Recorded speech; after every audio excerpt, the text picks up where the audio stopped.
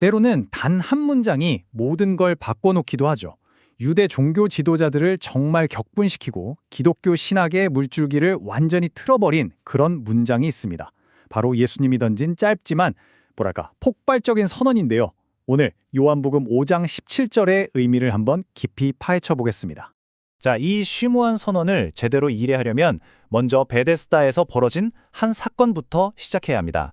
그리고 예수님의 변론, 당시의 신학적인 배경은 어땠는지, 그리고 이 모든 게 오늘 우리에게 어떤 의미가 있는지까지 이렇게 5단계로 차근차근 따라가 볼게요. 이야기의 시작은 베데스다라는 연못가로 거슬러 올라갑니다. 한번 상상해 보세요. 그곳은 아픈 사람들의 신음소리, 그리고 아주 희미한 희망이 뒤섞여서 절망이 공기처럼 떠다니는 그런 곳이었어요. 그리고 바로 거기 한 남자가 무려 38년 동안이나 기적만을 기다리고 있었습니다.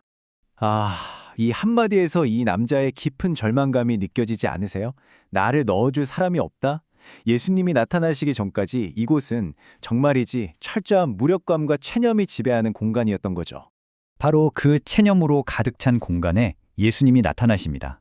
그리고 38년, 한 사람의 인생과도 같은 그 긴 고통을 단 한마디로 끝내버리시죠. 와, 정말 상상만 해도 전율이 돋는 장면 아닌가요? 그런데 말이죠. 이 놀랍고 자비로운 행동이 왜 범죄가 됐을까요? 문제가 뭐였을까요? 바로 그날이 안식일이었기 때문입니다. 그러니까 어떤 노동도 금지된 거룩한 휴식의 날이었죠. 종교 지도자들의 눈에는 이게 기적이 아니라 끔찍한 신성 모독이었던 겁니다. 자, 이제부터가 이 이야기의 진짜 심장부입니다. 예수님은 이 고발에 대해 아주 단순해 보이지만 믿을 수 없을 정도로 깊은 의미를 담은 말로 자신을 변호하기 시작합니다. 바로 이 말입니다. 내 아버지께서 이제까지 일하시니 나도 일한다. 들어보세요. 이건 변명이나 사과가 아니에요. 오히려 정반대죠. 자신의 행동이 아버지, 즉 하나님 자신의 일과 똑같다, 동등하다고 주장하는 정말 엄청난 선언을 하신 겁니다. 이게 그냥 대답했다가 아니라는 걸 알려주는 단서가 하나 있어요. 여기서 쓰인 헬라어 아페크리나토라는 단어인데요. 이건 그냥 평범한 대답이 아닙니다. 마치 법정에서 피고인이 저는 무죄입니다 라고 공식적으로 변론하는 그런 뉘앙스를 가진 단어예요. 그러니까 예수님은 지금 재판정에 선 것처럼 아주 진지하게 말씀하고 계신 거죠. 그리고 또 하나, 나의 아버지라는 표현, 이게 정말 중요합니다. 당시 유대인들은 기도할 때 보통 우리 아버지라고 했거든요. 공동체의 하나님이라는 의미죠. 그런데 예수님은 나의 아버지라고 말하면서 하나님과 나 사이에 아주 특별하고 독점적이고 유일무이한 관계를 주장하신 거예요.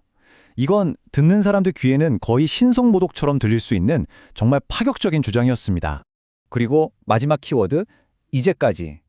헬라어로 헤오스 아르티티인데 이게 무슨 뜻이냐면 바로 이 순간까지 계속이라는 의미입니다. 창조가 끝난 그 순간부터 지금까지 단 한순간도 하나님의 일은 멈춘 적이 없다는 거예요. 자, 생각해 보세요. 이건 안식일에는 하나님도 쉬신다는 기존의 통념을 완전히 뒤집어 엎는 주장이었죠. 자, 그런데 여기서 정말 흥미로운 반전이 하나 있습니다. 예수님의 이 주장이 그냥 하늘에서 뚝 떨어진 게 아니었다는 거예요. 사실 예수님은 당시 랍비들이 이미 한참 골머리를 앓고 있던 어떤 신학적인 딜레마를 아주 정확하게 파고드신 겁니다. 이 딜레마가 뭐였냐면요. 바로 이겁니다. 만약 하나님이 안식일에 정말로 아무 일도 안 하시고 완전히 쉬시면 세상은 어떻게 될까? 우주가 붕괴되지 않을까요? 그래서 랍비들은 이미 이런 결론을 내렸어요. 하나님이 새로운 것을 창조하는 일은 멈추셨지만 이 세상을 붙들고 유지하는 일, 즉 섭리의 사역은 안식일에도 계속 하시는 게 틀림없다고요. 바로 이 지점, 이게 바로 예수님의 천재적인 논리가 빛나는 부분입니다. 예수님은 랍비들 스스로가 인정한 그 논리, 하나님은 세상을 유지하기 위해 안식일에도 일하신다는 그 주장을 그대로 가져오신 거예요. 그리고는 이렇게 선언하신 거죠. 그래, 맞아. 아버지는 지금도 일하고 계셔. 그리고 내가 방금 한 이 생명을 살리는 일이 바로 아버지가 하시는 바로 그 일이야. 라고요. 이 한 구절이요. 이후 기독교 신학에서 정말 중요한 초석이 됩니다. 역사상 위대한 신학자들이 이 말씀을 붙들고 어떤 생각들을 했는지 한번 같이 보실까요? 먼저 초기 교회의 거장 아우구스티누스입니다. 그는 이 구절에서 삼위일체의 신부를 봤어요. 무슨 말이냐면 아버지께서 하시는 일과 아들이 하는 일이 겉으로는 달라 보여도 그 근원과 본질은 결코 나눌 수 없는 하나라는 거죠. 마치 한 사람의 두 손이 각자 다른 일을 하지만 결국 한 사람에게 속한 것처럼요. 그리고 종교개혁가 장 칼뱅, 그는 이 구절을 하나님의 섭리라는 아주 거대한 개념과 연결시켰습니다. 하나님이 그냥 세상을 만들어 놓고 멀리서 구경만 하시는 분이 아니라는 거예요. 지금 이 순간에도 모든 원자 하나, 별 하나를 다 붙들고 계시기 때문에 이 세상이 유지된다는 거죠. 그리고 예수님의 치유 사역은 바로 그 창조주의 권능이 우리 눈앞에 짠 하고 나타난 사건이라는 겁니다. 좀 더 현대로 와서 신학자 D.A. 카슨의 통찰을 볼까요? 그는 여기서 우리가 하기 쉬운 중요한 오해 하나를 바로잡아 줍니다. 아들이 아버지께 순종하니까 아들이 더 낮은 존재다? 아니라는 겁니다. 오히려 정반대라는 거죠.